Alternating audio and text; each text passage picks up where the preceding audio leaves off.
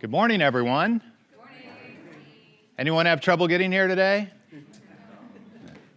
Well, we're glad you all braved the ice. It's a rare event in Michigan. We don't care about snow, but certainly ice gives everyone a challenge, so we're very glad you're here. I'm Jeff Brenneman. I'm the Vice President for Government Relations and External Partnerships here at Western Michigan University. Welcome. We're so glad you're here. I think we have a video to show before we get started.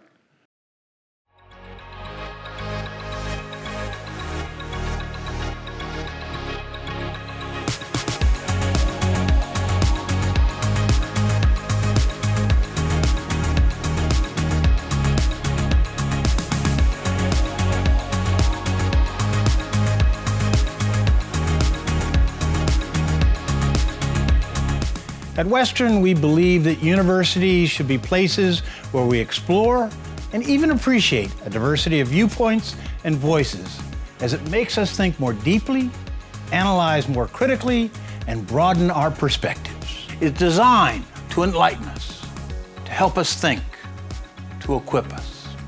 If we can't get this right on college campuses to build what my friend Jake Schrum, college president, calls a community of considerate conversation, right? A place where people can deepen into their own identity and be in positive relationship with people from other identities and cooperate together to enrich everyone. The bumper sticker version of this is simple: respect, relate, cooperate. We, StoryCorps, Western Michigan University, we both want the same things: to counter the current climate of contempt by shining light on our shared humanity and find ways to bring everyday people together. We spent many years experimenting, putting strangers together for the first time across the political divides, to have a StoryCorps conversation, not to talk about politics, but just to get to know each other as human beings under the premise that it's hard to hate up close. Folks, we don't live in a complicated political situation. People want similar things. When you can bring the human out in a conversation, it is profound. When I first went to Washington, D.C., my dad, he said, make sure you get out of your office once in a while and meet people where they're at, and so we can have an honest conversation one-on-one. That was wisdom. If I were to write down the top 10 operating principles for working in any organization, that's been one of the most valuable. I'm concerned about the foreign threats, for sure, but really concerned about all of the misinformation that in many cases is intended to foster mistrust. Create common ground, not just seek it, but there are ways that we can build trust and create that common ground.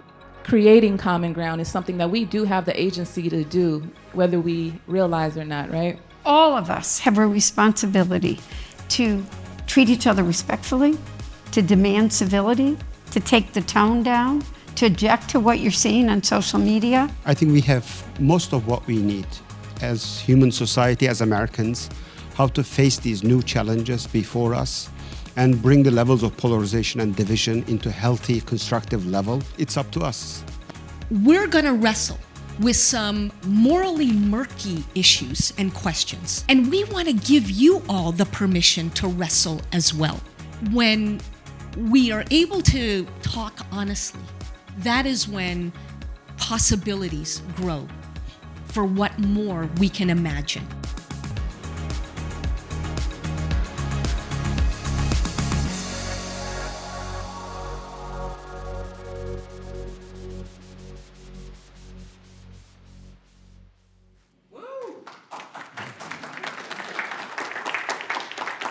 Hey, this is it. February, 5 years of WeTalk. So we're celebrating 5 years. Let's hope it's another 5 that we can continue this dialogue and deepen the work that we're all involved in. Many campus colleagues have been involved in making these things happen.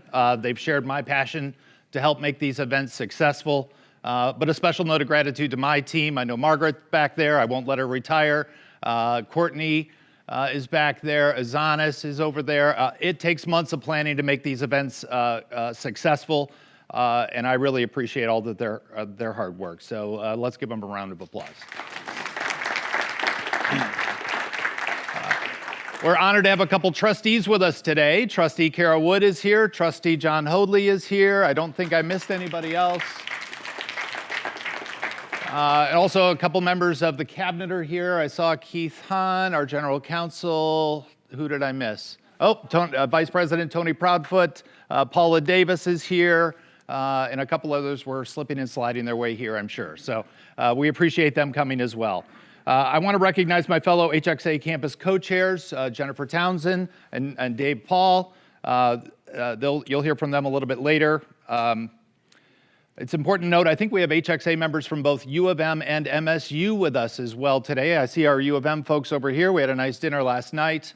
I don't know if the MSU folks were able to brave the roads. Anybody?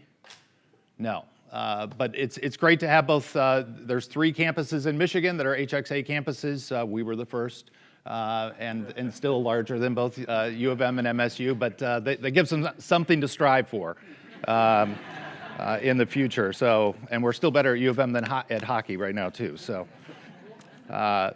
as you can see from the video, we've hosted some amazing national thought leaders on campus. Today is no exception.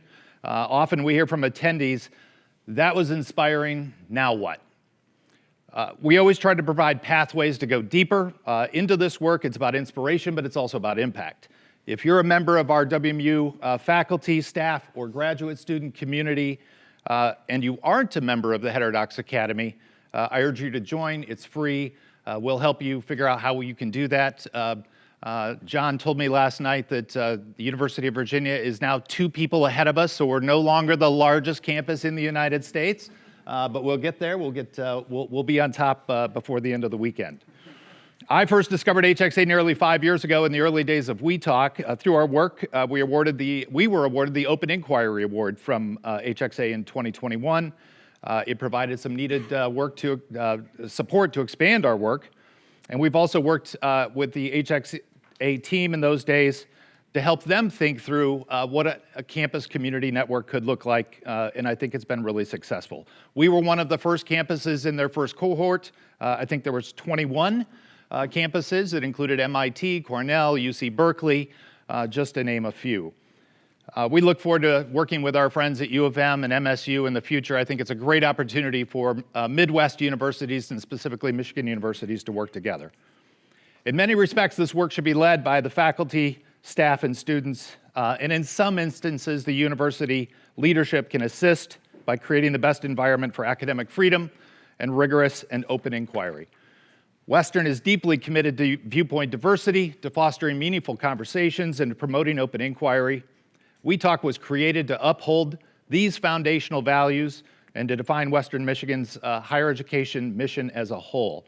That's why WeTalk is so important. As a research institution, we're dedicated to advancing knowledge and being deeply engaged in the world around us. And WMU is at times called on to issue position statements on pressing issues of the day, whether they directly impact the university or not. We are not alone in receiving such appeals. This has prompted institutions across the country to reflect on their practices regarding speaking on important issues. Northwestern, University of Michigan, Michigan State University are among those universities. Here at Western, we've undertaken a similar effort. Over the past 7 months, university leaders have carefully considered whether, when, and how the institution should weigh in on social and political issues unfolding at the state, national, and global levels. The analysis has been rooted in respect for fundamental academic principles, the value of diverse perspectives, the free exchange of ideas, and the imperative is to find a place where inquiry thrives. We find it no small matter that taking an institutional stance on issues risks contradicting the very principles that define us as an academic institution. It risks creating an atmosphere where some may hesitate to express dissenting viewpoints or evolving perspectives. It risks undermining our great contribution to society, being the forum for the unfettered exploration of ideas that advances the frontiers of knowledge. Taking all of this into consideration and analyzing our past practices and those of other institutions, WMU leadership has developed a set of guiding principles that outline a very careful, thoughtful, and responsible stewardship of the university's voice. Later today, our president will be formally announcing and detailing this framework. You're the first to hear about it this morning. The guidelines are designed to ensure that when the university uses its voice to make a statement, it does so thoughtfully, effectively, and in alignment with our mission. These guidelines safeguard the open exchange of ideas while ensuring the institutional statements are deliberate and meaningful. The voices of faculty, staff, and students should be heard in every corner of the campus. Let's commit to create more campus dialogues like this. Let's lean in so we can spark intellectual curiosity, challenge our assumptions, and allow for all viewpoints to be shared and heard. Our students will be better prepared for challenges when leaving this campus if we foster a healthy environment of open inquiry and constructive disagreement. Doing so will truly make a meaningful impact on our campus and our students. I want to thank Dr. Tomasi and the Heterodox Academy for their leadership on these matters. The resources, conferences, and frankly, personal guidance from their team helped us challenge our own assumptions and review best practices and thoughtfully consider the impact and importance of our institution's voice. So let's get to today's program. I want to introduce one of the campus co-chairs, David Paul, who will introduce our special guest.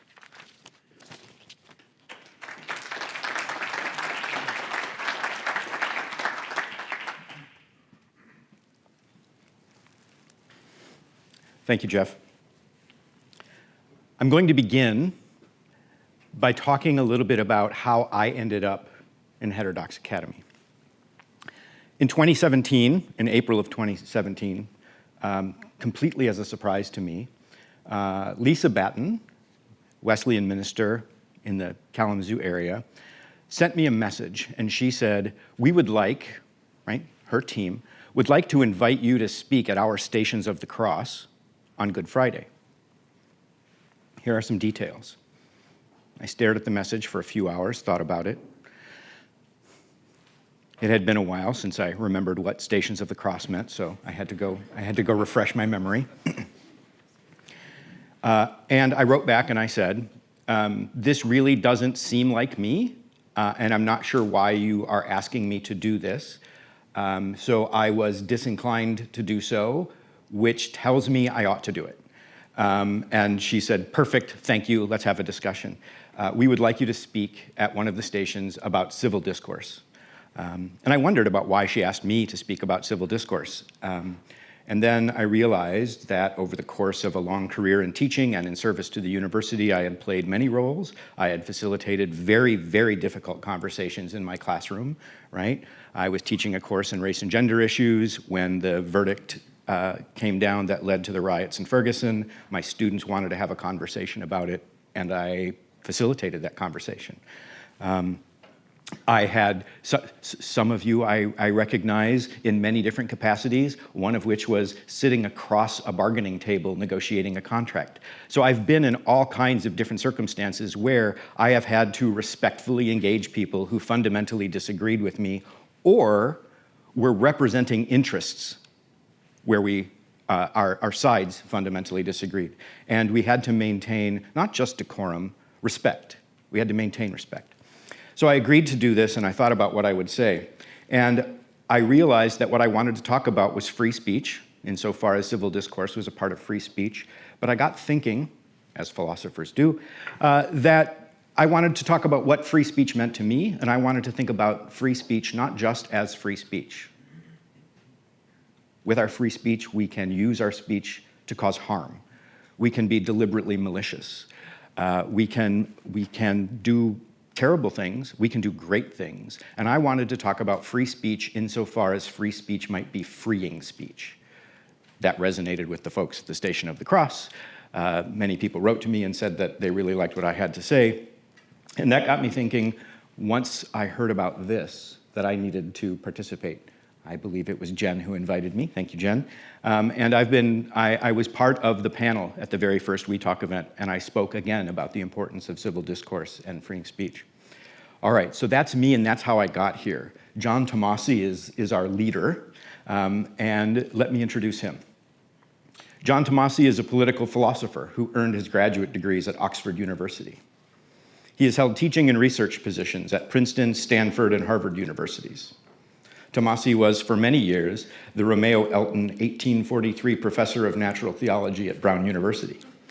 In January of 22, Tomasi left his comfortable chair at Brown to become the first president of Heterodox Academy. Heterodox Academy is a nonpartisan, nonprofit organization of more than 7,000 university professors and administrators who love their universities and try to help them live up to the ideals of open inquiry, viewpoint diversity, and constructive disagreement. Please join me in welcoming John Tomasi.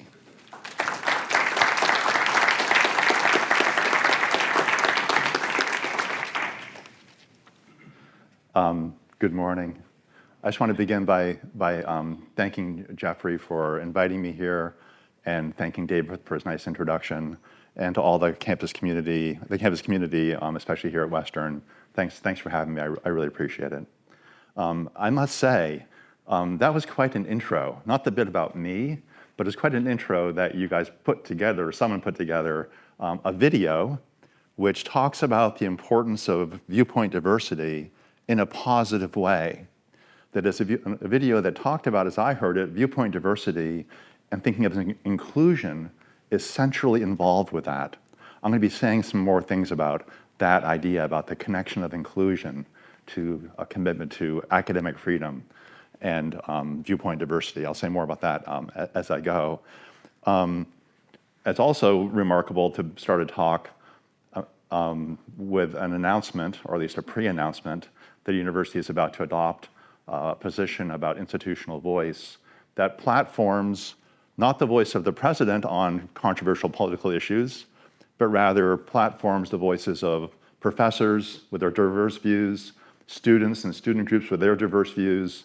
That adopting such a policy sounds like a little technical move, but adopting that policy speaks a lot about what a university sees itself as being, how it sees its role in the world.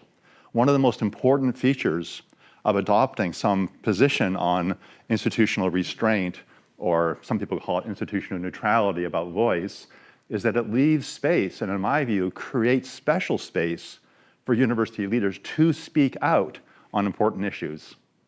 All too often, when university leaders accept some doctrine of institutional neutrality or institutional restraint on speaking, they think they've taken a vow of silence, that the president can no longer speak on important issues of the day.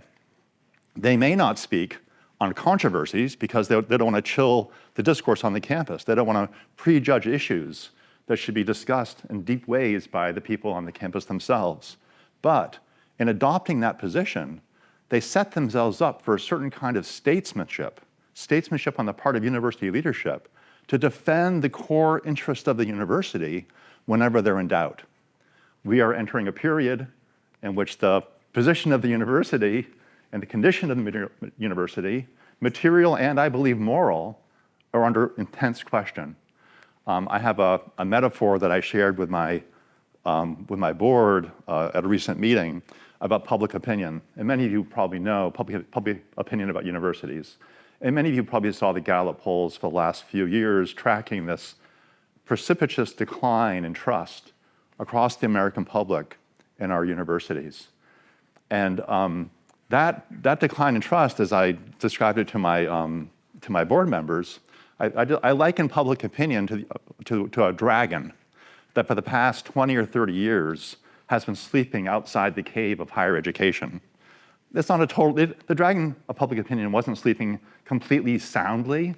It was a fitful sleep, because occasionally there would be campus eruptions and campus shout-downs and different kinds of outrages that would make the dragon stir uncomfortably. But still, by and large, for 20 or 30 years now, the dragon of public opinion has been sleeping outside the cave of universities. Last year, I think on the day that the college presidents went up to Capitol Hill, proved themselves unable in any elevated way to answer questions about anti-Semitism on their campuses, I think at that moment, the dragon of public opinion's eyes snapped open. So he's still lying there, but the eyes are now like, what's going on at these universities? What's been going on at these places? Not everything that says about universities are true, but many of the things that have been said are true. And we own many of those things, we who care about universities and live within them.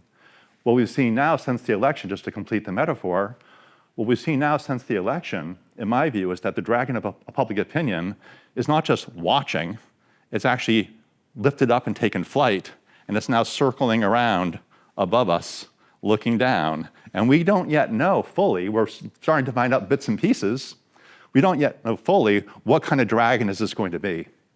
Is it going to be a dragon of, I don't know what the right word is here, a magical dragon, a positive dragon to help us make our universities better, to provide a kind of exogenous shock, to move these institutions to do the right things for their students? Or will it be a dragon of destruction? We don't know that. And in my talk today, I'll be saying a few things about how I see the situation with the dragon circling above us. And I'm going to sort of move a little bit from what I intended to do. I'm going to give some advice, perhaps some suggestions for university presidents who want to use their institutional voice to defend the core interests of the university. So that's what I'm going to talk about. Before I do that, I just want to say a few things about Heterodox Academy. I know that many of you are members, but I know that many of you are not. So I'm going to say a few things about that to open and also to give some content the talk I'm going to give. So HXA, our mission is to improve the quality of teaching and research in higher ed. That is, our mission really is to focus on culture. We're interested in cultures. FIRE, our great ally and friends, focus on legal questions primarily about free speech issues, for example, and due process on campus. Extremely important concepts. We're allies and we work together closely. But we believe that even if you have the rights to free speech, it doesn't mean you have the right kind of culture. Having culture, using our freedoms in ways that are productive, that are communal, that bring us together and make us and elevate us, that's the work that HXA really focuses on. So we aim to improve the quality of teaching and research in higher ed by advancing these three principles: open inquiry, viewpoint diversity, and constructive disagreement. And in the Q&A, if you're interested, I can say more about each one of those concepts and what they might mean in terms of policies. There's a lot of us. We're professors primarily, but we're also administrators. We're about 80% professors, currently 7,500. We're adding more all the time. We're on a lot of campuses. we're all around the world, as I'll show you in a moment. And you can see we're 57 countries. I mentioned we care about culture. So we have those principles that I showed you a moment ago. But beneath the principles and our lived experience walking around and being on campuses and talking to our members about how they can model good behavior and encourage good behavior on others, how they can help their university communities build a real sense of being together, we like the idea that our members and our students who follow us and are interested in us would follow these rules and their behavior on campus, in research and in teaching, and frankly in their conversations in the dorm rooms. And in their lives later on, when they go home for Thanksgiving, have a conversation with their people say their crazy uncle. I don't know about that crazy uncle part, but I think these ideals, making your case with evidence. When you make your case with evidence, it is an act of humility. It's saying, I think that because I think this. You're making clear to the person why you think what you think. And by doing that, you're giving that person an invitation to engage that conversation with you, because you put your cards on the table, and now they can put their cards on the table too. Be intellectually charitable. That means, when someone you don't agree with says something, don't think the worst of them. Our brains are set up to go for teams and see insiders and outsiders. We can't help that about ourselves. It's easy to say you're in favor of viewpoint diversity, you're in favor of open inquiry, but we're human beings, which is the point I'll be returning to later on in my talk. We're human beings, and it's natural for us not to be charitable. There's all these cognitive biases that have been well charted. Be intellectually humble. It may seem strange for a professor and for the professors in the room. Intellectual humility is not usually thought as our strong suit. We get up and we get put up in front of groups of people with microphones like this, and here we are. I'm supposed to be humble now, but intellectual humility goes to this really nice thing that all professors, I think, in the room can remember about why did they first get in this business in the first place. It was because they didn't know things and they wanted to know. It's because, I think, for all of us, we got excited about some issue, some topic, maybe some weird thing. It could be Egyptology. It could be plant biology. It could be something that ordinary people think, wow, you're going to spend your entire life studying China about the Ming period. I think one person in the audience is doing that. That's because it's this humility is about that. It's about wanting to learn more, knowing what you don't know, and seeing the possibility of an adventure. Be constructive means, when you hear someone say something you don't like, think to yourself, well, what can I learn from them? And be yourself is my favorite one. It's a little strange, I know, but be yourself to me means it's sort of like an awareness that every person you encounter on campus has a life that's theirs. They've led a certain course of experience through their lives that brought them to where they are on this day, that moment when you're talking with them. And that is really essential to who we are. And I think we honor people, we respect people when we let them know who we are. Not just to say that my experience is going to dictate the answers to questions. That's one of the problems I'll be talking about in a few minutes. But rather just to recognize that, in fact, the fact that each of us comes from a place is something, it means we bring something unique to the table. No one of our lives is the same. Viewpoint diversity goes all the way down to the individual. So I just wanted to mention that. I have to tell you guys that Western kind of ruined my pitch to donors for the last couple of years. I joined HXA 3 years ago in January, 3 years ago last month. And at the time, Harvard was and had been for the longest time our #1 campus. So I would walk into these people's, hedge fund people's in New York and say, yes, well, we're a membership organization of professors, and we have 53 members on the Harvard faculty. And they go, wow, that's really great. I want to go with the winner. I'll support that group. And you guys, what? You started like moving on. I don't know if you're even aware you were doing it. I think Jeff was involved in some basic way, but you started moving on Harvard. You guys burst to the top of the list for a while. And now Michigan, who has this, there was this extremely dynamic builder there. I don't want to reveal her to you because you don't know what you're up against with this person, but she, as you can see, they're Michigan, well, Western and Virginia are in neck and neck competition. University of Michigan, great jobs at 51. I'm trying to read across from this angle. I was thinking about providing small bits of money to run advertisements in the student papers here and at Michigan. And my concept was we would create like a scoreboard that looked like a football scoreboard or a basketball scoreboard. And we wouldn't say what it was, it just list the numbers to kind of get some healthy competition going. But Western's still kicking Michigan's behind. Michigan State, I put that on there last night at the last minute because I realized it wasn't in our top list. It's a couple down from South Florida. But they're 22, that's okay. Can they do better? Yes. The fact that none of them are here today, I don't care about the icy roads, but the fact that none of them are here today, I don't know. I'm not going to bet on that horse. I can slag on them since they're not here. We started building we have individual members everywhere, 7,000 plus. We started bringing our members into communities. There's active ones here and at Michigan State and in Ann Arbor. You can see they're all mainly in the US. We started one in the UK. We may go international with them. We're trying to decide. There are groups, there's a group in Israel, there's some other groups that are interested in perhaps creating campus communities. We also have virtual communities devised by discipline or by geography.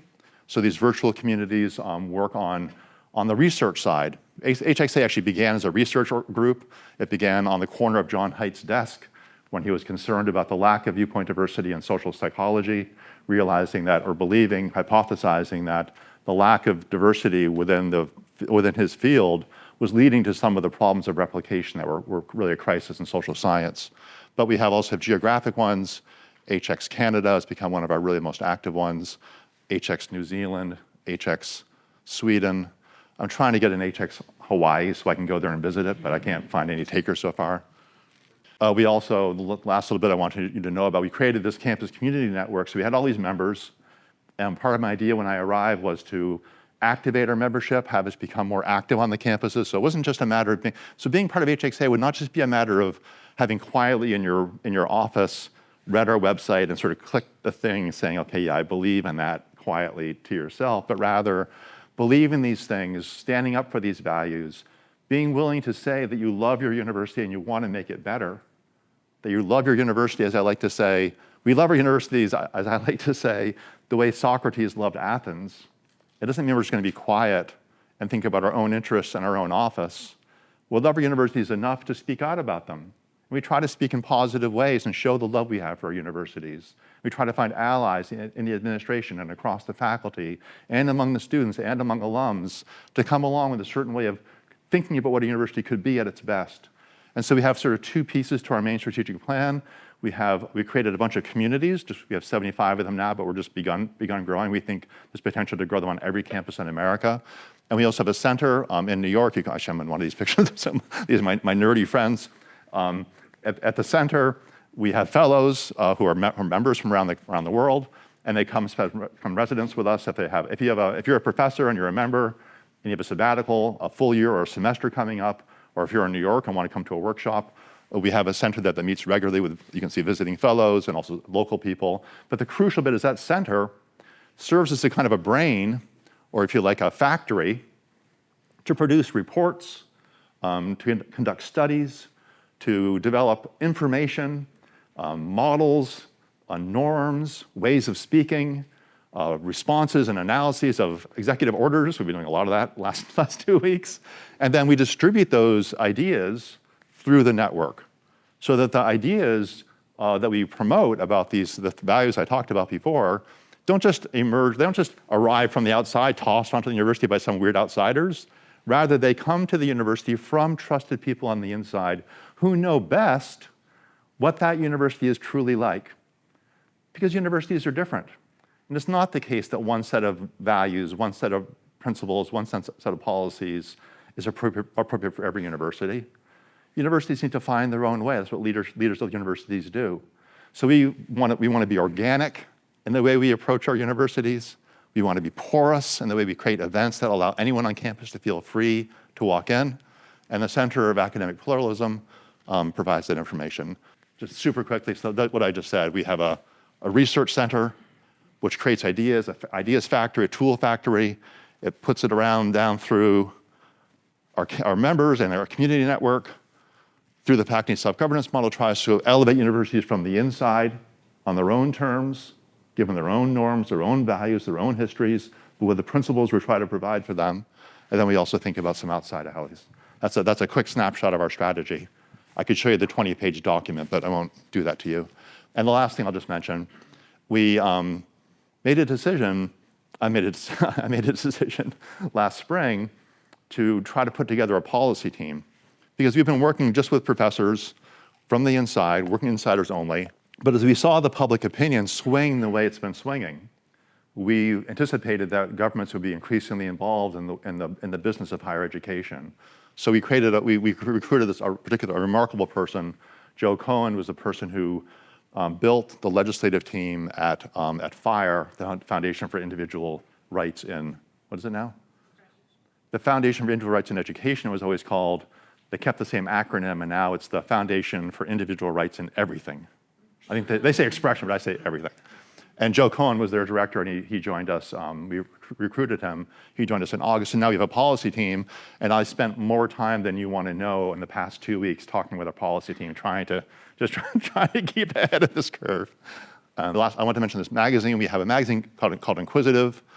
You can see the artwork on the first cover. The metaphor is a school, right? Like a discipline or a school, and some fishes don't think like others fishes, and they go against the school, and that's how schools get interesting. That's what makes universities magical, when there are people who are thoughtful and caring about one another, who also are willing to say who they are and what they believe in ways that are open to hearing what other people think too. People who are willing to speak in ways that are aware of how their words fall on other people and try to find ways to communicate with those people. So that we have a magazine, and if you want to subscribe to it and pay us $120, I'd be thrilled. Wherever I go, I find myself trying to raise money. It's just really kind of a weird thing about my job, but here I am doing it again with you guys. But anyway, if you're interested in our magazine's free online. I hate to tell you that, but you can get it for free online. But if you want to support HXA with $120, you can get a paper copy. I'll sign it for you if this makes any difference. I'll find like John Haidt will sign it for you, someone more interesting than me. And that's that. Okay. So I just want to tell you a few things about HXA, which I just did. And now I want to go back to what I said at the beginning about, where we are now. And you can think of it, if you like, about where Western is now regarding the announcement that's going to go out this afternoon.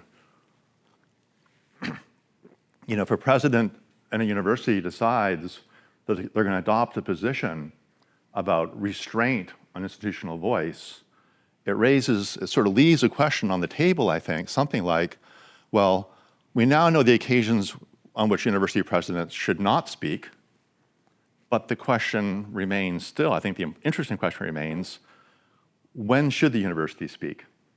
Or as I like to think of it, because I think universities inevitably speak in all kinds of ways, by the way we name our buildings, by the statues we put up, by the courses we offer and don't offer.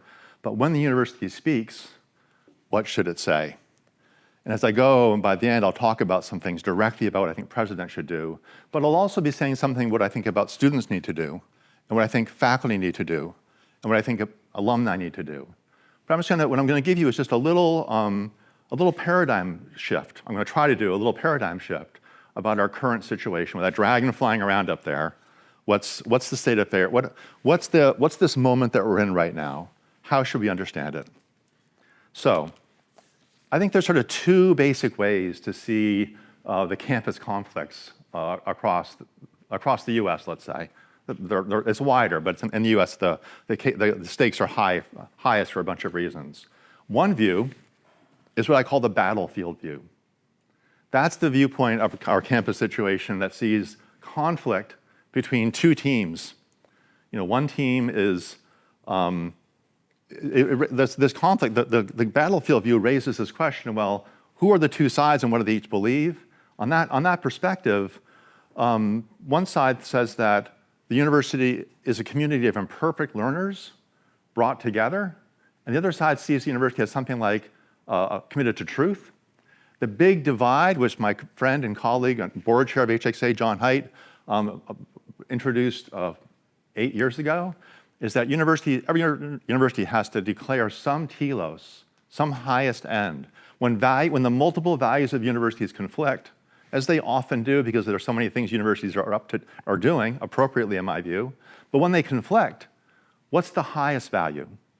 And John suggested that there are two basic ways to answer that question. You could think that the university is fundamentally about truth-seeking or knowledge-seeking, or you can think the university is fundamentally about social justice. And that's sort of a very common way now since John made that distinction about seeing our university struggles.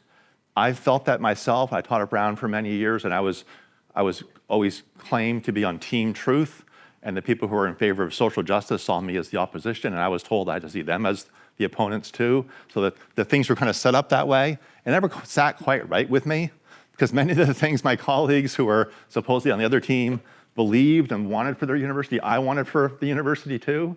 But I was sort of stuck, like a lot of us, we can get stuck in these paradigms that structure the way we think, structure the way we're seen by other people, and they're hard to escape from them.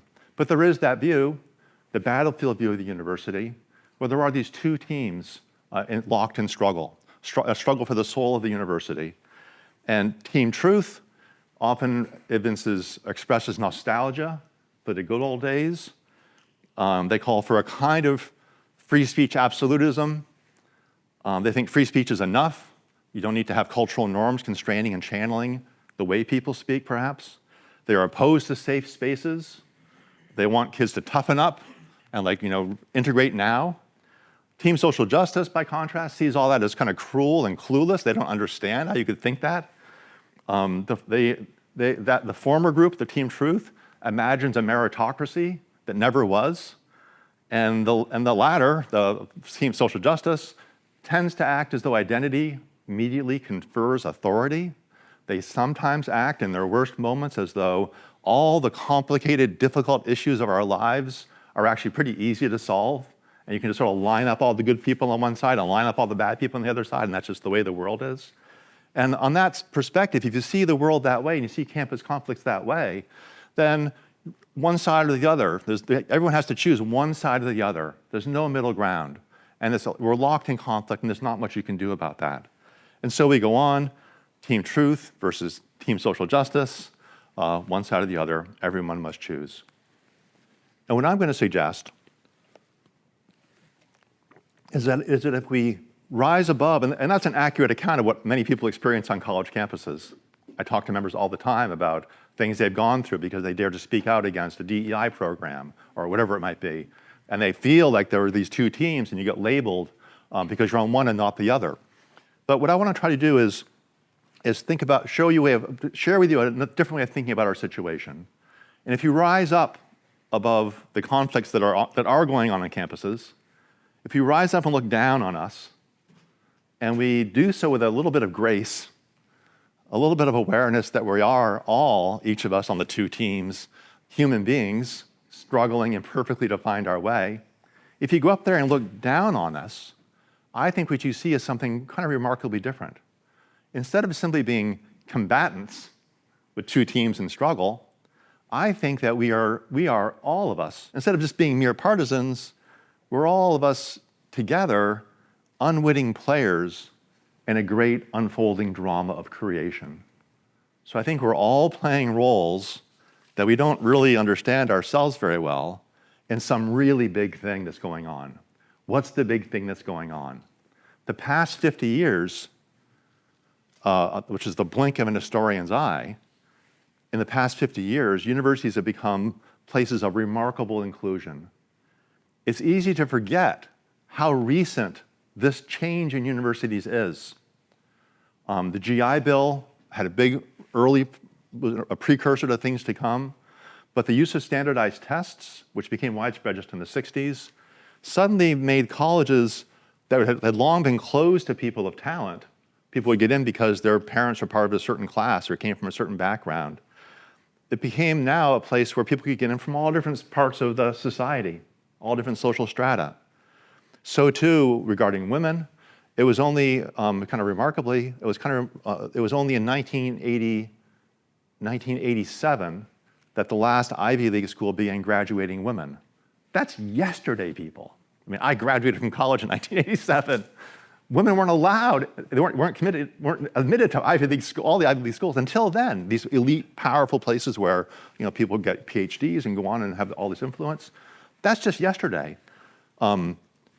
African American students didn't arrive beginning on campus in any serious numbers till the 70s, and then often in embattled ways. Jews long faced discrimination at colleges. Muslim students only began arriving on our campuses in significant numbers in very recent years. Today, a majority of undergraduates at the Ivies, for example, are people of color, and nationwide faculty are more diverse than ever before. So the big picture, if we go up and look down, is that inclusion only began happening 50 years ago, very, very recently. I need to add, since I'm here in Michigan, that Western schools, historians of the higher education will know that Western universities and Midwestern universities in particular were often more progressive about inclusion than the stodgy old ultra woke universities on the East Coast, for example, ironically. So Michigan, I looked this up last night. Yeah, Michigan began admitting women. Do you know when? University of Michigan? Yeah, come on, Michigan people, you gotta know your history. Well, I just learned it last night, so 1870, right, 100 years. 100 years before these elite Ivy League schools, Michigan was admitting women. Michigan by 1905 or 1906 started having an explicit policy saying that they were admitting Jews. People would admit Jews before, that they would do it on the quiet. And they would do it under pressure from alums who didn't want Jews there. Michigan publicly made a statement that they're going to be admitting Jews as part of the institutional voice that I'll be getting to in a few minutes. Other Western schools were some remarkable. Some of you probably know about Oberlin, which is one of the most remarkable stories. I mean, I have some problems with Oberlin and the way the policies and the culture that they build today. Every school, when you're there in person, is different than what it looks like from the outside. But Oberlin, we have some concerns about whether it encourages open-minded thinking today. But however that may be, Oberlin was an incredible pioneer on racial justice. So Oberlin was the first school to begin admitting African Americans and saying it explicitly they wanted to do that. That they wanted to make space for people of talent regardless of their race. And Oberlin admitted so many black students, such a huge percentage of the black students in America, that by around I won't get these numbers exactly right, these dates exactly right, but by around 1910, 1920, something like 85% of African Americans who had degrees had gone to Oberlin. I mean, that's one small college did that. So I just want to mention that it's only 50 years ago that this stuff began, but there were some really interesting precursors for a whole variety of reasons, some economic, some moral, some to do with individual leaders that led some of these Midwestern schools to be leaders on this front. Still, the main story that I'm describing remains. So it's only in the past 50 years that we began as a university system to take inclusion seriously. And that fact, which we all live, so we don't really see it very well, but an historian looking down at us would say, whoa, what's going on around this place? Here's the big story. These universities started to become inclusive very, very recently.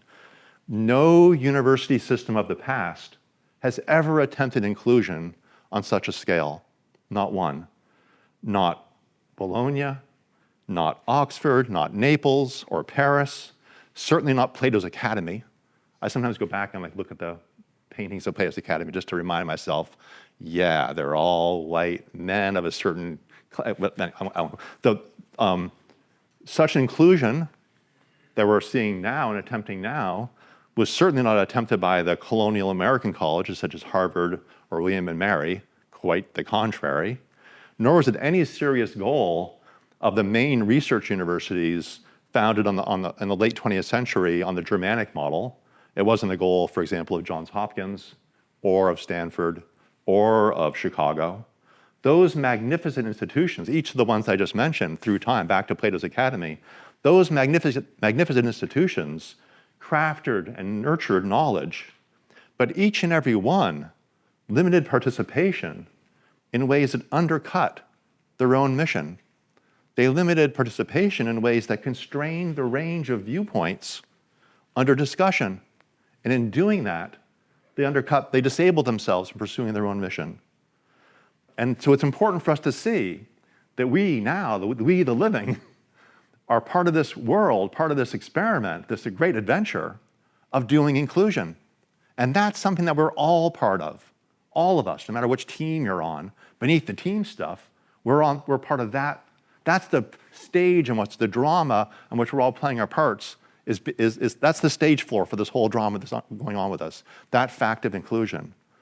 But, and here it comes, but though we're finally working toward the inclusive university, we have so far been making a mess of it, a total mess of it. Not surprising, again, from that high perspective, looking, never mind the people we know and whatever, the people who've thrown stuff at me, my adversaries and friends and so forth, never mind all that stuff. From up high, looking down, we're human beings, and it's not surprising that we're attempting to do something completely new, that we're struggling to find our way. Programs set up to promote inclusion, campus speech codes in the 90s, sexual harassment tribunals in the 90s and into the 10s, requirements for diversity statements from students and faculty positions, student programming at orientation programs, race-based orientation programs, which are still widespread, race-based dorms.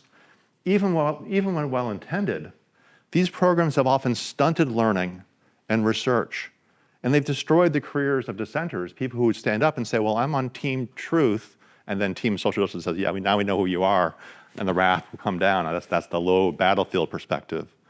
No wonder that today's students, instead of reveling in the newfound diversity of their campuses, no wonder that they tend to segregate and self-censor. At HXA, we conduct big surveys every year. The Campus Expression Survey examines students' perceptions about their willingness to, across a whole bunch of different dimensions of experience, of cultural experience, questions about, are you willing to speak with someone who you don't agree with? Did the orientation you went to make you more or less likely to speak with people? And we also survey faculty on their views on these things. And there's enormous self-censorship, as you all, I think, are well aware, among our students and among faculty too, but among the students in particular. We created this diverse condition. We created, for the first time in history, dorms where there are people with from all different races, genders, walks of life, and yet, instead of having that become this incredible playground for discovery and interest, we tend to get balkanization. It's much more common in the past 30 years that we have done it badly rather than doing it well. Scholars are subject to internal surveillance and regulation in the name of progress. Political representation, the ideological dimension of diversity across the professoriate was about 2 to 1 in 1960. Different measurements give you different numbers right now, but it's probably around 21 to 1. And in some fields, it's actually almost 50 to 0, 50 to 1, sorry. and some fields is facing extinction. If you break down the ideological leanings of the professoriate today by rank, assistant professor, in the tenure track ranks, assistant, associate, or full, and you'd run the same analysis, you'll find that the skewing is much stronger among the junior professors and even stronger among graduate students. So on the dimension of ideological diversity, we're becoming much less diverse, even while we're becoming much more diverse in other ways. On too many campuses, there are campus centers that, instead of offering area expertise, have become hothouses for political activism. And in every case, all those different cases, open inquiry has been the loser. Just as historic Truth U was defective in practice in all the ways that I described, so too today's social justice U is egregiously failing to achieve its aims. So that's the depressing account of it. But again, going up to that spot and sort of looking down on us, now I'm going to go to talk a bit about what I think each of us, what roles we're each playing, though we don't fully know it ourselves. Amid these ruins, I see a reason for hope. Perhaps, instead of simply fighting, we are all, those of us who care about these issues from different perspectives with different sets of values, we are all suffering together. And that's what I truly believe, that we're suffering together. If you care about these things, it's not fun, it's not pleasant for anybody. Those who are doing the beating up and those who are being beaten up, is just not good for humans. It's not a good way to wake up. It's not a good way to go to bed at night. But we're all suffering. I think in many ways we are suffering together. We're suffering not only because we're fighting, nor because one team is wholly right and the other team wholly wrong. Rather, we're suffering because, whether we know it or not, we're struggling to give birth to something that the world has never seen. A fully inclusive university that is primarily, unambiguously, and joyfully committed to the common search for knowledge. That's what we're trying for. We're trying for something that none of those great universities that I described did. We are in a moment where that's on the table, where that possibility is out there in front of us.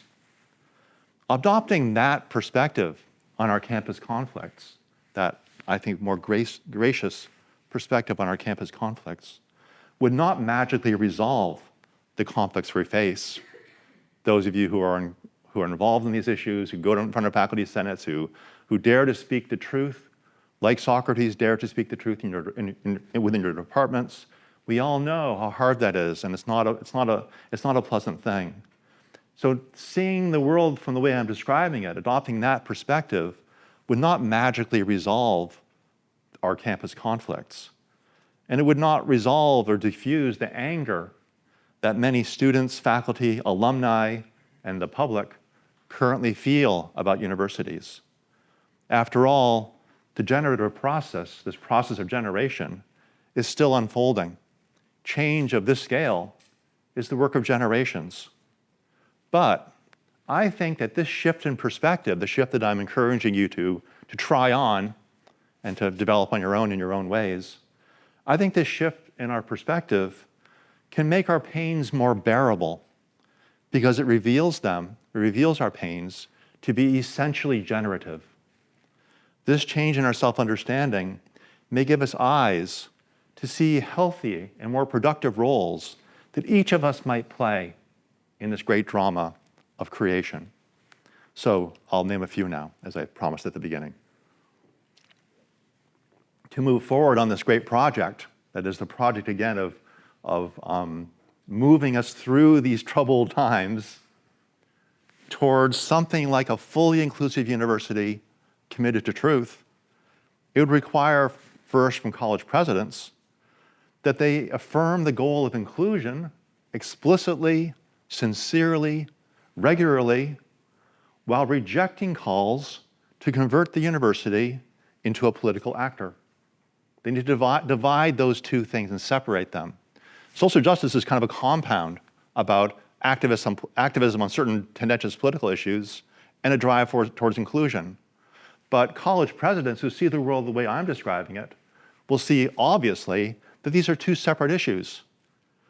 these goals are not only distinct, inclusion and political activism, they're not only distinct, but I believe those two goals are opposed. Inclusion increases the pluralism on which knowledge-seeking relies. That was the defect of the old supposedly merit-based truth-seeking institutions, which again were not merit-based because they excluded so many talented people because they're of the wrong race or the wrong gender, for example. So inclusion increases the pluralism on which knowledge-seeking relies. Politicization, which favors some contested views over others, does the opposite. College presidents, in my view, should affirm the goal of inclusion while rejecting calls to politicization at every turn. And the decision, as I understand it, that Western will be announcing this afternoon is a powerful example about rejecting politicization. It doesn't mean there won't be politics on the university. Politics belongs on universities. But the speakers of those political ideas should be the diverse faculty, the students themselves.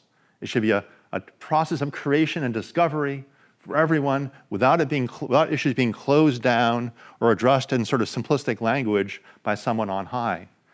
But university leaders have the opportunity now to speak in these ways about the core mission of the university, which I believe is primarily about reconciling inclusion with these aims of knowledge seeking, embracing inclusion in a more thoroughgoing way than people currently do. If they embrace it simply to rectify injustices, I understand that. But if instead we begin embracing inclusion because we want to learn from each other, that we want diverse people on the campus so that we can have conversations and we can learn from their life stories and they can learn from our life stories. They can be themselves, as I said at the beginning, and each of us can be ourselves. And a community built that way can move and do wonderful things. Professors, the next group, I think this view might change their views. Professors must have the courage to declare that identity is not authority, while showing equal courage in defending every inch of ground that inclusion has rightfully won. Talent belongs at universities, no matter one's race, their religion, or their social background. Academic researchers must engage politically sensitive topics with integrity, a term that I heard several times last night at dinner, which really delighted me. Because I think those deep virtue terms are what we really need to steer us through difficult times. And academic researchers must remind themselves of the values of constructive disagreement. I mentioned that we talk about humility at HXA. I know that's a hard row to hoe with professors because we're not very humble. But if we remind ourselves that we're here to learn from others, that we don't know everything, then that's something powerful about that. And on the identity side, I think it's there in spades. Professors, and as professors, this is the last one for professors, I think is maybe the most important one. As professors open themselves up to more complex conceptions of truth, including various postmodern conceptions of truth and critical theory conceptions of truth, as they open themselves up, as we open ourselves up to more complex interpretations of truth, we must not give up on the idea that there is a reality out there worth knowing, and that scholarship is our best chance of comprehending it. For students who see the world the way I'm describing it, students must recognize that a campus is not merely another venue for political contestation. It is a place for contestation. It's wonderful that students care enough to be rowdy and difficult and want things to happen. They do deliberation down and dirty more than they should, I know, but the fact that these young people care so much is a treasure and a joy. We have to embrace that and go with it, but we also need to channel it. They need guidance to take that energy and turn it to productive directions. The university itself should not be a vehicle for contestation. Instead, a university is a unique and precious thing. And the 4 years they spend on campus are unique and precious for that reason. A university is a community convened for the purpose of gaining wisdom from the diverse perspectives of those around them. That's why we're here. That's what it means to be here in this era, in this particular era. It's not just learning from people like you, it's learning from people who see the world differently, whose answer to the question, who am I and where did I come from and what have I experienced in this country, are different than other people's views, answers to that question. And it's them and all of us who need to learn from each other. And alums, concerned alums, I'm not sure if there are alums in the room, but concerned alums.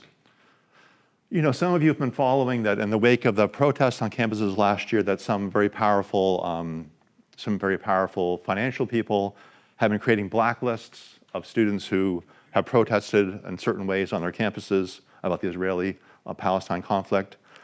But instead of blacklisting students who behave intolerantly, should set to work to devise systems to identify and reward students who practice open-mindedness, intellectual humility, and evidence-based reasoning, skills that are essential to the campus, to their being good-performing students and learners and advocates on the campus where they're residing, in the dorms too.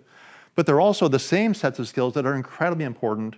They're as important in the workplace as they are in the campus. A lot of people I talk to, some of the people who are friends with some of the well-known people who are creating the blacklists, they say to me repeatedly that these kinds of values, these ideas about seeing that embracing inclusion, not just superficially, not just because of injustice, though those things are important, I'm aware, but rather embracing inclusion because you genuinely want to work with people from diverse viewpoints and learn from them. That's magic within the workplace. If you can develop teams in the work field and the workplace of people who see the world that way, who were trained that way with their universities, who are perhaps branded when they come out from this university because they know this is a university that values these things, those students will have a leg up in the business world. And that idea that the virtues and values that are important on campuses can also be the virtues of openness, the ones I listed before, can be powerfully attractive character traits that business people will care about, employers will care about. That can be the benevolent loop where right and conveniency go together, students do the right thing, and they also become rewarded for it. And as Adam Smith taught us years ago, if incentives and virtues line up, the virtues will last. And if you can find ways to make that last, great things can happen for schools to endorse that. I'll end by saying this, sort of where I started, I suppose. You know, we humans are slow and imperfect learners, as our current struggles, I think, make vivid. Historians will say, wow, these guys really messed it up. They went on for 30 years beating each other up. They just couldn't quite get through to the right place.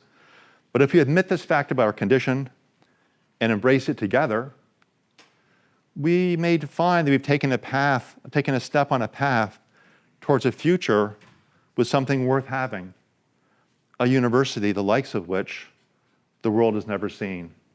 And at HXA, that's the university that we seek. We seek the inclusive, truth-seeking university, foundationally committed to the pursuit of knowledge. This university is also foundationally committed to pluralism, not just superficially, but actively, in an engaged way, in a connected way, in a relentlessly curious, wonderful way of seeking to learn more, to squeeze every drip of knowledge like a lemon out of the people in your dorm, to meet one another and to engage one another, to learn and to develop and practice those skills that are so important for life in a pluralistic society. If you're a professor or an academic and you haven't joined HXA, I hope you'll join us. It's a marvelous adventure. There is a dragon circling overhead, and we're thinking about the best ways to adapt to that and to think about that. And we need more intelligent people to join us so that we can think better and join us in helping us make our universities better. I'll stop with that. Thank you so much.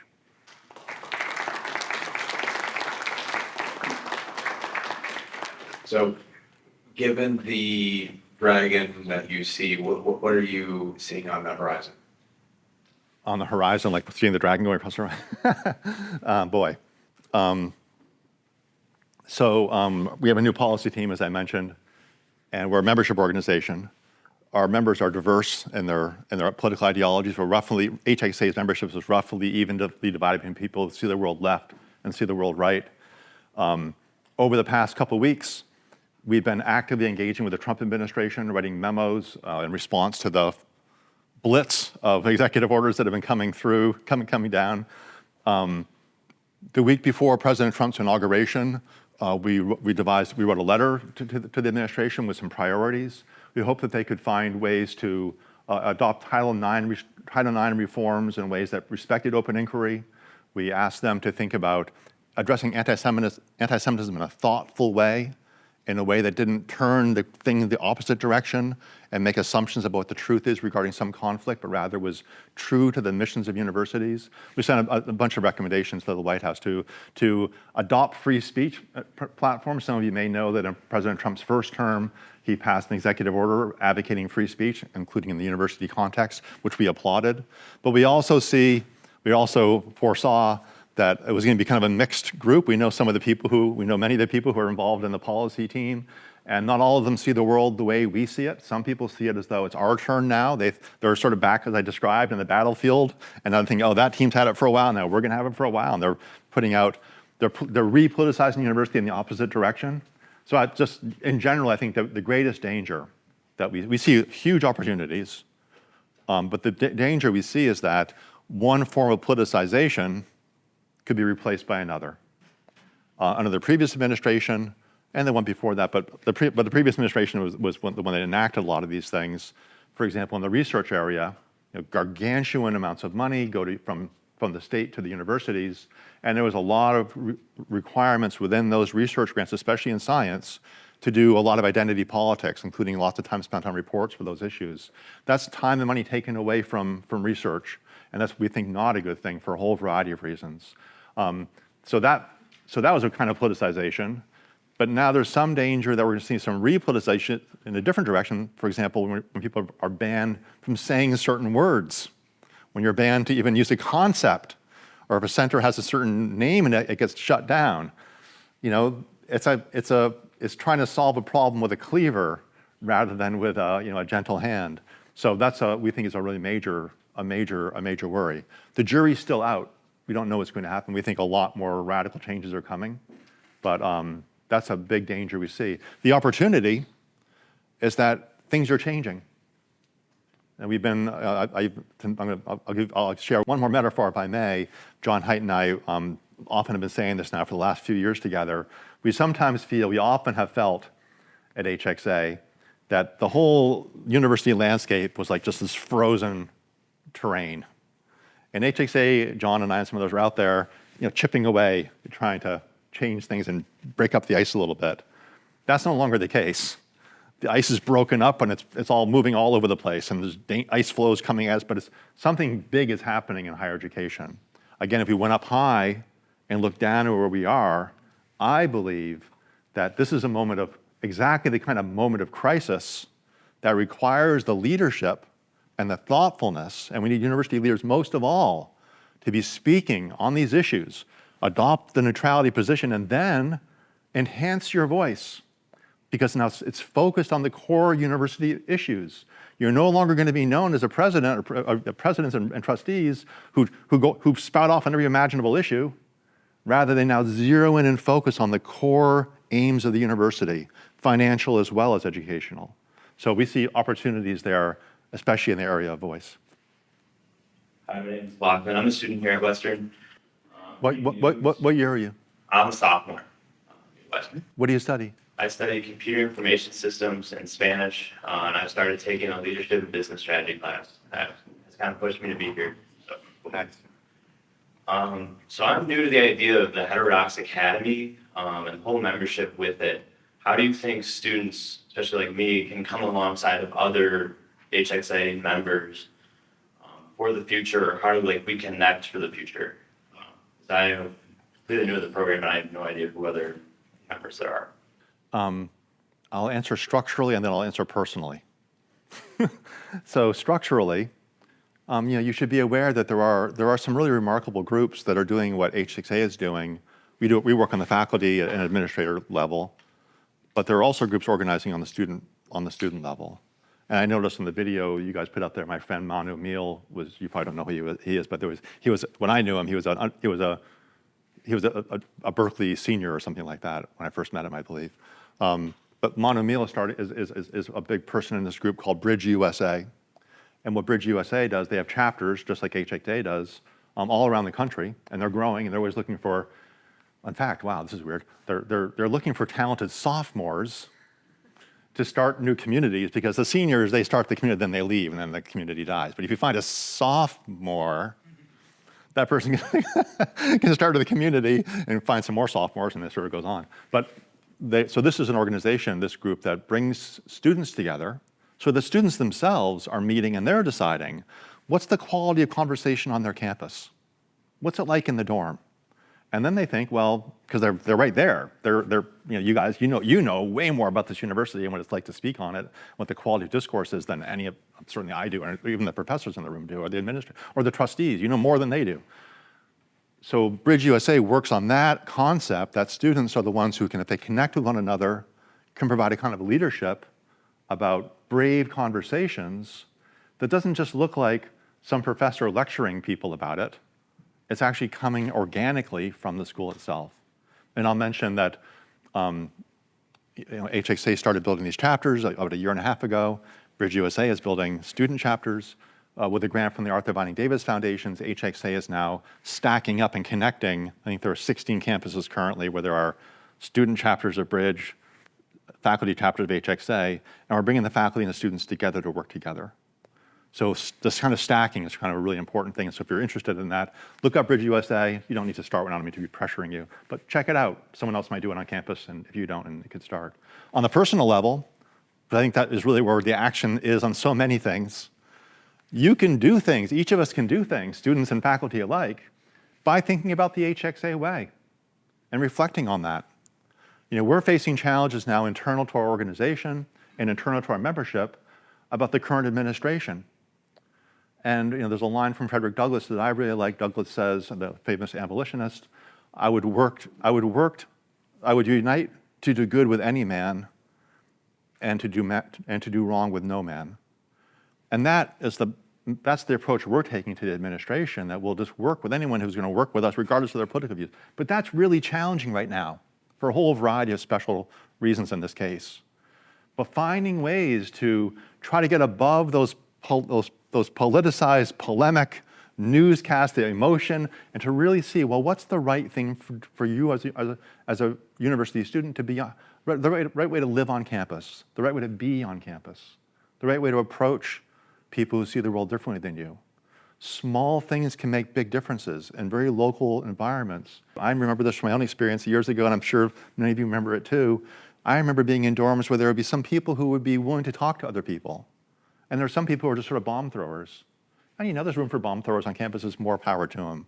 But the ones who really struck me, and I think had a lot of power and really contributed to the community, the culture, and deep in the fabric of a place, were the ones who wanted to talk to people and respected people who were different from them. And that's something that you can't just lecture about. Those are the decisions each of us make in our own hearts and in our souls. So, be that. Good morning. Thanks for... Hi. Could you say who you are, too, if you don't mind? I will, yes. Greg Dabson, 1991, 1995 graduate of the university, and I'm a local business owner in the real estate development construction business. Oh, you're one of the alums I talked about. I'm an alum. Yeah, twice. So I have two questions for you. The first is, what kind of forum leads to the best authentic discussions amongst people? Really? That's my question? That's your question. Wow. What kind of forum? You don't just mean, I can't just say like the university. The university. Context, because you and I won't have an authentic conversation here in front of 12 people I know and 38 that I do not know.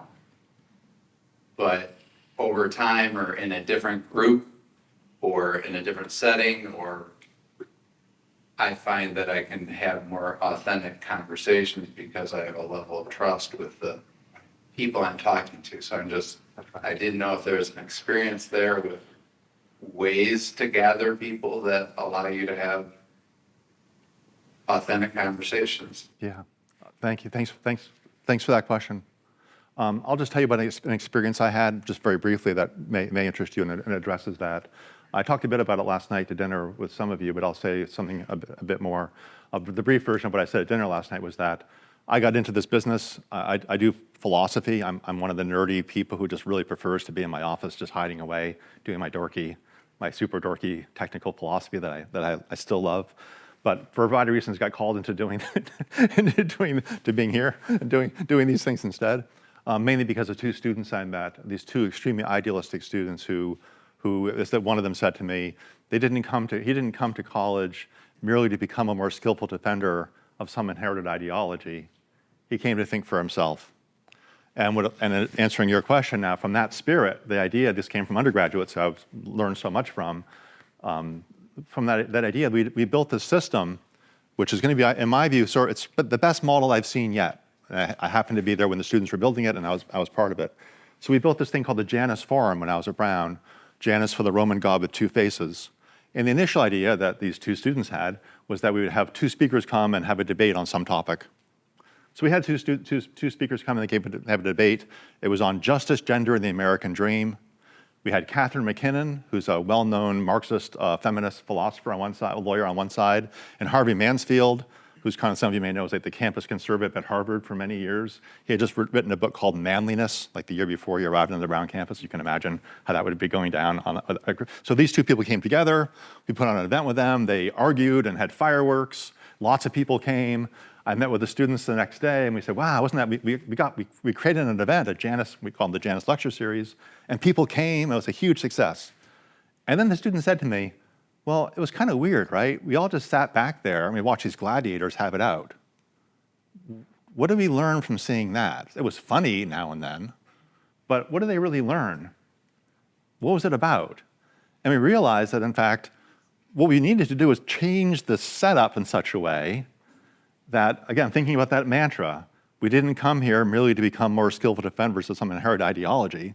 That is, we didn't come here to decide, am I on team Harvey Mansfield, that inherited ideology, or am I on team Catherine McKinnon, that inherited ideology? No, we came to think for ourselves. So we flipped it all around and said, we're going to keep having these events, but the speakers are always going to be presented in such a way that everyone knows that what they have to say is not that important. They're just giving the best that the previous generation has to offer, which we know by looking around us is not very good and needs to be made better by us. So we changed the setup such that it was explicitly about, okay, here's the best the old guys know so far about this stuff, but look at them fighting. They haven't found a solution, obviously. Now we want to know what you guys think. And among we developed a number of devices, but I'll mention two. We gave a prize called the Hardball Question Prize, which was literally a trophy with a baseball on the top. And crucially, the Hardball Question Prize would be given, so however long the two speakers would speak, we'd have a timer, and then we'd stop that, and then we'd do the important thing, which is the same amount of time we reserve for questions from the audience. That's the part that really mattered. But the Hardball Question Prize, we didn't care who won the prize. What we wanted to do was like signal something with the prize, what we valued. The Hardball Question Prize was given to the student who asked the question that best disrupted the premises of one or both of the speakers, because we want to move on to new things. And the second piece I'll just mention, and then I'll stop. This bit you might find interesting. How do you pick the speakers for these events? These became the biggest events on campus at Brown, that 500 people plus would come as a matter of course. How do you pick the speaker and the topic? We set up a student group. We made a rule, any student group on campus that claimed to have an interest in politics could send one representative to the center that I ran, and I would buy Chinese food on Sunday nights to draw them and to lure them to the site. And all these people would gather the Brown Democrats, one from the College Republicans, Campus Crusade for Christ, the Gay, Lesbian, Transsexual Alliance, Hillel, Muslim Students Association, then name about 30 or 40 left-leaning organizations at Brown, and then campus, the Young Students for Liberty, so that's what the Brown. Those people would all come together. They'd leave their bunkers, the Brown Greens and all their plans to bring recycling bottles into the main green, whatever it was. They leave their bunkers to talk about the university itself, to talk about Brown. And along the way, they'd be thinking, well, what would be a good topic for Brown now, for the next year's lecture series? Who would be good speakers to model the kind of stuff we're after? Who are the people who are going to help us learn more and convert this place into a place where investigations really happen? So I just mentioned that as an example of things that can be done in many other schools where I've been involved in something similar. I think the key, and this is probably the simpler answer I should have just given you to make, what I see beneath all of that are two main features that make conversation spaces and events effective in these ways. One is that they should be organic and they should be porous. When outsiders fly into a place, as I'm doing here, but I have some connections because many of you are members and I know some of you. When outsiders fly in to give a talk or give a lecture, they're always outsiders.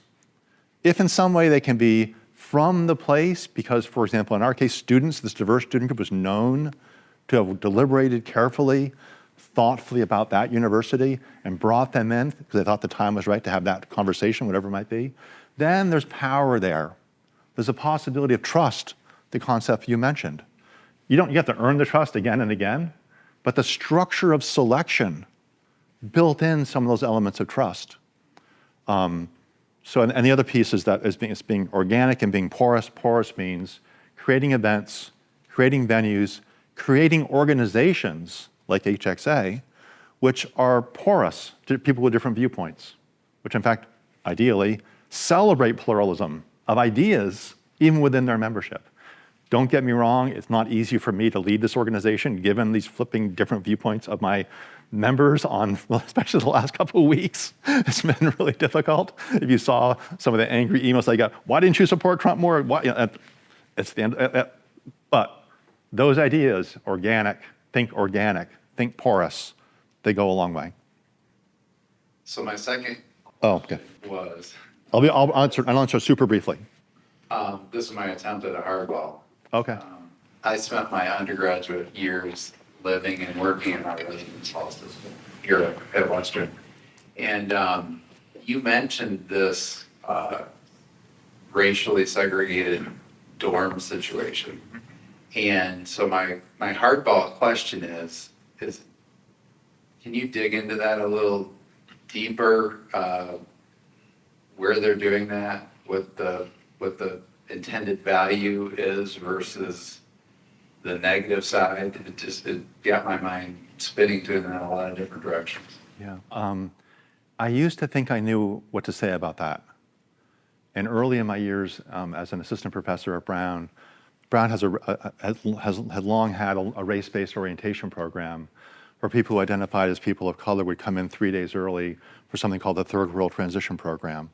And I'd heard from some of my own students who'd been through that program, that they were indoctrinated is too strong, but they started building bonds together because they're new on campus. These are the first people they met and they became their friends. They were told things about the white storm about to come, the snowstorm about to arrive. They were told some things that were not very wise and not really aimed at integration and inclusion and learning from one another, but rather seemed to have the effect of dividing people. So as a young assistant professor, I gave a large public talk at a keynote for a parents' weekend where I expressed my concerns about that orientation program. I got beat up like crazy. I got canceled before there was cancellation. Now thinking back on it more, having a little more humility, having learned more about what things I don't know, I think universities and groups like that need to find their own way. I think the better way to have reformed that orientation program at Brown would not be to have some dude call it out in front of the parents during Parents' Weekend. I was a young professor. I was doing my best, but whatever, I was messing it up. I didn't help. It would be better to have, to encourage thoughtful conversations among the student leaders and the people who care most about those programs, and the dorms constructed that way. Ask them, what they see happening there. Have data, do some serious, if you care about inclusion, we should be studying it. We should be doing, and we do this at HXA in our center, we should have, get more data about, asking people, what's it like when you're in an all women's dorm or an all male dorm or all black dorm, whatever it might be. What's that, what is it, where's the meaning there for you? And being open to the answers, not being what you might think from the outside. There are all different ways that inclusion needs to be supported that often can't be understood by someone who hasn't had those experiences. So listening carefully to people and thinking about that, but again, from that perspective that I described, not just going back and say, oh, now we're back in the war and we're figuring out which weapons we're going to give to which team to beat up their enemies, but rather listening to the information that comes back with humility, but thinking about that big picture and where you're trying to go. Wherever they are right now should be listened to and looking for clues to think, well, given that they believe these things and are experiencing these things now, how do we move together through that to this better place in the future where we're actually going to be this remarkable, inclusive university that actually cares about knowledge and truth-seeking together. A university is, at its base, a community of imperfect learners. The professors, we professors know how little we know, and the students need to know it too. But we can learn from each other if we're gentle and we're thoughtful and we're principled about the future we're aiming toward. Hello, I enjoyed your remarks very much. I'm Crystal Earhart. I'm the Senior Associate Dean from the College of Education and Human Development and the Director of Teacher Ed. Thanks for coming. Yeah, thank you. And I have had the good fortune to be both a faculty member in the Department of Psychology in the College of Arts and Sciences and also within the College of Education and Human Development and work in administration, a number of roles. I've been here a long time. So in each of those roles, I've learned something different about the university and the operation of the university. And one of the things that I enjoyed most in my career here is working with Dave Paul and Stacy Kerman Clark. Jane Giebel goes at the Office of Faculty Development. And in that capacity, Dave is an awesome guy. I really have come to appreciate him very much, as Stacy and Jan are. But I learned a lot about how different academic programs work. So you couldn't have two programs that are more different than mine, special education and Dave's philosophy. So we're highly governed by organizations, state and professional organizations that impose, sometimes we accept guidance, and we have to demonstrate how our programs are running. And when you look at the political context, because I'm going to take a leap, when you look at the political context, we have people from the outside talking about everyone needs to graduate with a major that should lead directly to employment.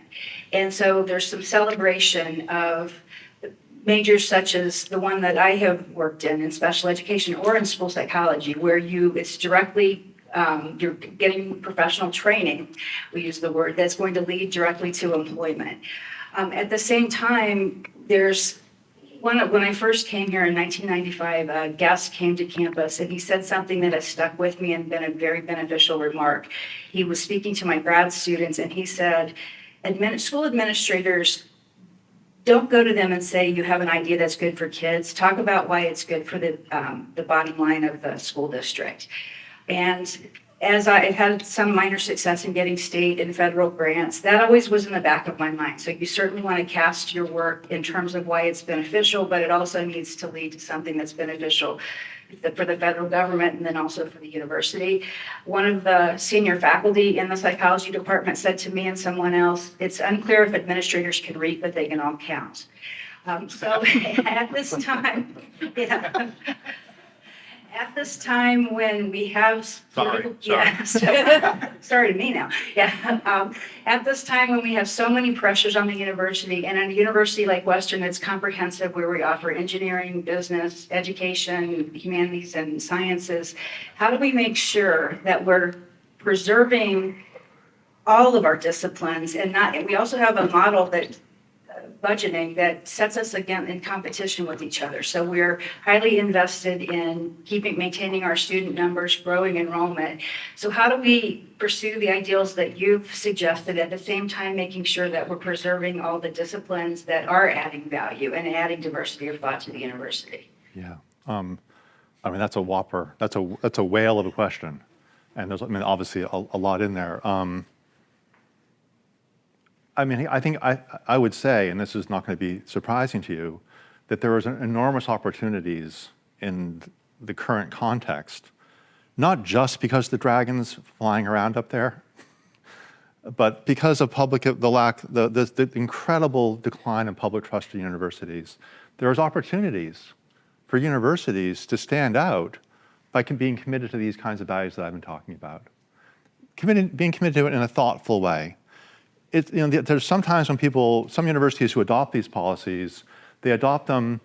I'm always thrilled whenever they adopt them, and they're my people and they're my friends, and I love them when they adopt policies that HXA recommends. But sometimes there's a tendency to adopt them in a somewhat mechanical way, where the sort of the University of Chicago did these things, now we're going to do the same thing here. I think being thoughtful about how to embed these ideals of open inquiry in the particular context of your own university, given its challenges, given its opportunities, given its market space, those things are really, really essential. I had a fascinating conversation at dinner last night with this really nerdy professor from University of Michigan who was like really interested in some period of Chinese history that I don't know anything about. And he wanted to talk Japanese to me. And he's like, it's classic, typical nerdy academic. They're my people, I understand. But one of the interesting things is that I've heard of this from many universities, and I experienced myself too. One of the ways we know that we've been doing inclusion in a ham-handed way in the selection of faculty is that in attempting to diversify our curricula and to diversify our faculty so that we can move forward toward that more inclusive university, we've done it in such ham-handed ways that we've lost diversity, not just on the ideological perspective, but putting ideology aside, we've tended to lose diversity of these really wonderful, idiosyncratic, weird people, these creatures that make university life so fascinating. Having a philosophy department with some weird people, I'm one of them, who think about how do we know that I didn't dream last night, when I fell asleep last night and I started dreaming about this talk, that I'm not still in the dream right now. How do we know that there's a material world? Wacky question, right? But interesting stuff that comes out of that question. Or again, plant biology or areas that don't have any direct connection to making money on the first level. The way we've been doing inclusion at many universities has crowded out the space, the resource space, for maintaining that dimension of diversity, curricular diversity, disciplinary diversity. Now, universities have to make some hard choices. The leaders need to make hard choices about, what's the balance and how do we make this work? But not to be aware of what we lose when we lose having someone on the faculty who has this passionate love for some period of Chinese history, and that young people can take a class with that person, even if they're a computer science major, take a class with that person and go, wow, that dude loves Chinese history, and he's teaching you why it matters. And then you go through life a wiser person with some doorways that would never have been open to you. And if you lose that, or as we lose that, or as we diminish that, and marginalize those kinds of people and those kinds of disciplines, we lose a lot around the university. Now again, hard choices need to be made. There are financial realities that are in many ways fundamental. But I think that there's one more thing I'll say. There's a big study that some of you may have seen that I'm still trying to work it through and understand what it means. A big study showing one of the big shifts that people are seeing in the last 40 years is a shift away from sort of liberal arts interests among elite schools to kind of very narrow aiming at making money. And the study that I read, some of you may know about, was focused on Harvard, and I won't get the numbers quite right, so help me if any of you know the study, but 40 years ago, something like 20% of Harvard undergrads were choosing majors that would direct them onto high-paying, lucrative investment banking worlds. Now it's something like 80%. And at Stanford, where I had my taught for a while at Stanford, there's this huge crisis in the humanities because it's in Silicon Valley. Everyone's going to go up to Silicon Valley and make a lot of money, so they're majoring all those things. And there's other more humanizing things they might have been studying and majoring in have been dying out. That's not forced by DEI. That's forced by market forces. But to what degree should the university be the plaything of market forces, purely? I think universities will find that in the longer run, they can be stronger financially if they maintain their richness and texture and terrain, intellectual terrain on their campuses. There are advantages to that might not be immediately available when you do a cost benefit if they're simply counting, but if they count diachronically, if they count through time and think what this path now will save us some money here, but where is it going to bring us in 3 or 4 or 5 years? They may find that having some more pluralism about ideas and disciplines is a good for the bottom line. Maybe. You have to do the numbers. But I appreciate that question a lot. And it goes, I'll say one more thing. At HXA, we talk about viewpoint diversity, and we also talk a lot about what does it mean. People often think it just means left versus right, and we're about hiring more Republican professors. We're much more broad than that. We're interested in diversities of viewpoints, wherever they come from, race, gender, but also disciplinary. And heterodoxy, our slogan, I guess you saw, was great minds don't always think alike. I had dinner with some computer science friends at Brown a couple weeks ago, and they were telling me that in computer science, tenure is important not because to protect the Republican computer science person, because I'm sure they would mean, but rather you want things like tenure to give people space and time to pursue some unlikely path of study. Now, can we afford that? We have to decide if this is how I don't know. But if you don't have people, these idiosyncratic people going off and doing their weird things, we'll have less breakthroughs that might change our whole world.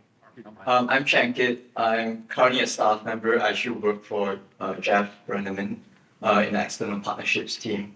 I was a student for 4 years. I just became a staff about 3 months ago. Were you a student here? I was a student here. Nice. And I served as student body president 2 years ago. Sorry, you stood for it or you were it? I was the student body president 2 years ago. I thought you were saying you ran and they said, nah. Yeah, like the interesting part of it, I was the first international student to be student body president. Is that right? Yes. Interesting. And actually, I want to share a little bit of that context because I was I'm just going to interrupt you. You just said that you were the first international student to be student body president. So, I'm looking at it like this and I'm loving that. So go on. I actually was in a committee. I'm trying not to self-censor myself, but I actually sat in a meeting and I mentioned that in last year, it was 2021 then, there was 3 international students that took their lives on campus. And I mentioned that data shows that international students need more support. And actually, as a senior leader, that kind of shut me down and said that, but we still need to support Black and Brown students. Say that again. To shut you down by saying what? Saying that Black and Brown students still need more support compared to international students. So I think that gave me the first culture shock as an international student. But I think my leading question is that you mentioned about team social justice and team truth. Yeah. And I'm still torn about it because I'm an HXA member for about 3 years now, 2 years and a half, 3 years. Thank you. And I love your work. I listen to your podcast whenever it's out. I put a notification on that as well. But I guess I'm still torn in the sense where I agree with you that the president should not make statements on controversial stuff. But what happens when the truth is being blurred in the society as a whole? And the university role is the pursuit of knowledge and truth. How do we balance that? Like, how does the university keep pursuing that truth when the entire society is trying to blur that truth, if I'm making sense? Thanks. So I'll say 2 things about that. One is that, and the first one you might not like, but so be it. That's how we're going to do it. Well, I'm sorry. I can do better than that. We're in a struggle. We're in a constant struggle for understanding what the world is like. Every society has sets of institutions that connect us to reality. Jonathan Rauch, who's a board member of HXA, has a book called The Constitution of Knowledge. That's a brilliant account of what it means to have these knowledge-connecting institutions. The courts, certain elements of government. Someone says the election got rigged, and I won. And we have courts look at these things. They examine the evidence. They tie us to reality. We don't know until someone makes claims. You don't know what to think. Then these things do that. Universities are one of the major things that connect us to reality.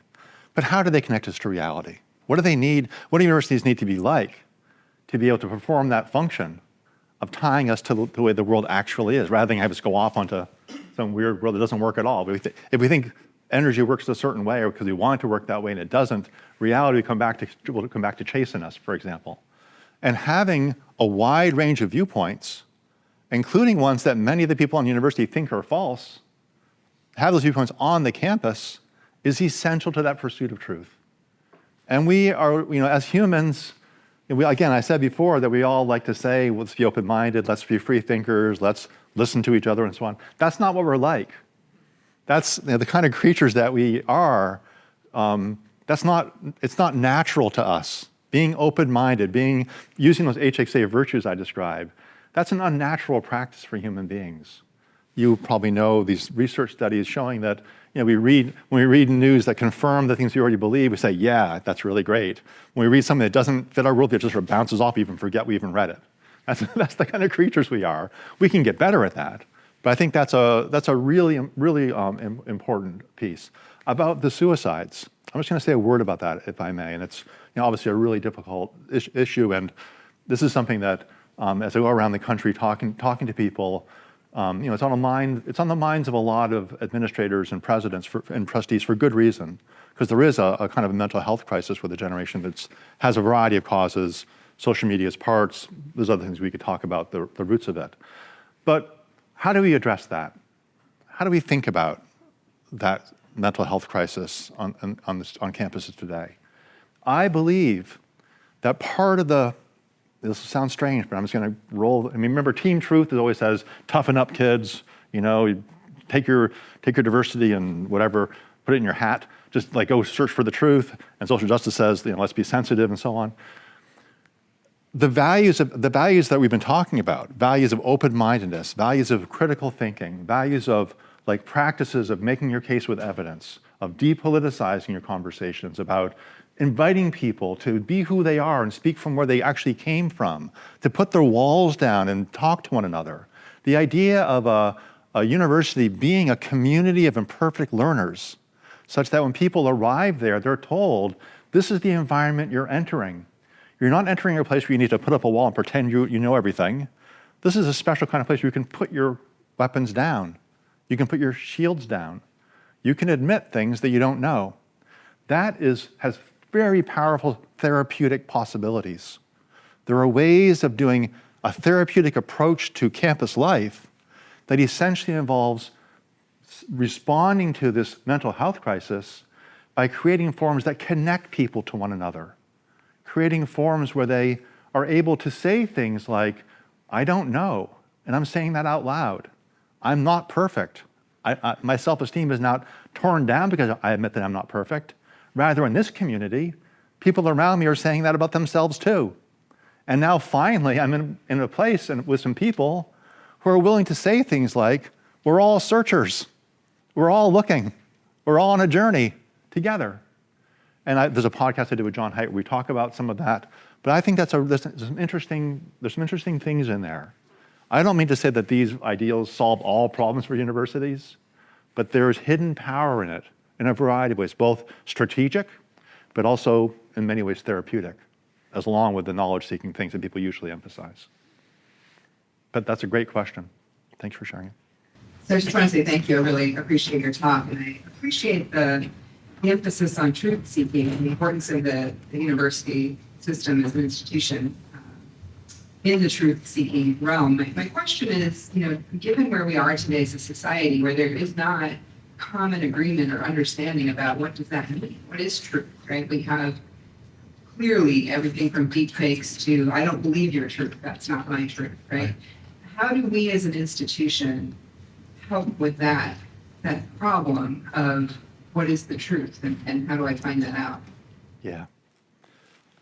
It's a great question, and this actually is an area. There's very few areas of life where technical philosophy can help you understand things, but there's a little tiny piece here that amazingly is really helpful, I think. So philosophers often talk about knowledge, and there's a standard like, what is knowledge? What does it mean to know that there's a material world? What does it mean to know anything? And the brief version of it is that they think knowledge is something like justified true belief. The important bit is that for philosophers, when we think about what knowledge is, they say there are two essential parts to it. I'm going to simplify. My philosophy friends will not like them, but two essential parts. There's a question about whether the things you assert connect to reality, connect to the world, and say correspond to the way the world is. Call that truth. But the more important piece really is justification. What are the reasons you have for thinking that? So you can think things for all kinds of crazy reasons that aren't going to be connecting you to truth in the right way. If you come to college with a really set view on some public policy issue, And you just committed to that view. Like you just knew that when you were 16 because your best friend told you, or Britney Spears said it sometime, and you were a big Britney Spears fan, and so that's your view on topic X. And it turns out that view is right. But the only reason why you believe X, after your 4 years of college still, is that you heard Britney Spears say, what the heck, I'm gonna stick with that. We failed you in some major way, and you failed too as a student. What people need, this is why I prefer knowledge to truth, but truth is what kind of became. Knowledge means, and this is what we do at colleges, this is what we do on campuses, and we do our best work. We think about, well, why do we think that? What makes us think that? What's the process on this particular question, but then on many questions, of sifting through possibilities to decide where I'm gonna put my cards down and put my chips down on the table, whatever the table might be. This could be political views. It could be decisions about work. You're in a committee at work trying to decide how to go one way or another with some big project you're working on. Knowledge is the ability to use information in a creative way, to bring that to bear on the problem at hand, to have the kind of mindset that allows you to hear other people and take on board their views, so now you can try to solve this in a team together more effectively. So that's, I'm not sure that answered your question, but I just want to add that bit that it's not, the universities are not about getting people's views to line up with the way the world really is. Strangely enough, we're really not about that. What we really care about is creating a way of being in the world where we look for reasons and we're more skillful at understanding reasons, in part because we're more humble about knowing we can learn from other people. And that mindset, that knowledge-seeking mindset, goes on and on and on and on. And it powers us, it can power us through our entire lives. You guys are awesome. Thank you, thank you. I had a whole closing remarks prepared for you because I'm usually asked to do the closing remarks at these things, and then Jeff and Dave and John pretty much said everything I had to say. So while I was sitting and listening to all of the wonderful things said today, I was thinking about why I joined HXA, and I was thinking about our dinner last night, and I was thinking about, I'm taking this class right now, I'm completing a second master's, and I was in this discussion yesterday, disagreeing with the other students again, and I said, I'm not always a contrarian, I swear. I realized later that's a lie. I'm very much, almost always a contrarian, but that contrarianism is, I think, largely why we were able to bring HXA to this campus. I was the first member to join in my frustration at not being able to convince people around me that other viewpoints have value. And I was looking for a way to convince people in a friendly manner with grace, as John said. And eventually I found HXA and was able to join once it was open to non-tenured faculty. And I'm very happy that I did. There are so many tools and resources on the website. And so again, I'll give the plug. If you are not already a member, please join. And I also invite you to become a little bit more contrarian yourselves, because that opens you up to those other viewpoints. So thank you all for joining us today. Thank you especially to the deans and the associate deans who made the time to be here. I think that that sends an important message that you also are committed to these ideals and sharing them within your colleges. We do have another event coming up. This one will be virtual. Jonathan Haidt will be joining us to discuss his most recent book, The Anxious Generation: How the Great Rewiring of Childhood is Causing an Epidemic of Mental Illness. So we're addressing that prevalent issue here. There is also currently, through the Ethics Center, a book club that is meeting, I believe, on Tuesdays to discuss that book as well. If you haven't read it, pick it up. And then also, if you could please take a few minutes to complete the surveys that are in front of you. You can either fill out the paper survey or scan the QR code and do it online. We do work with the Evaluation Center to track that data so that we can strive for continuous improvement with our programming. Thank you so much.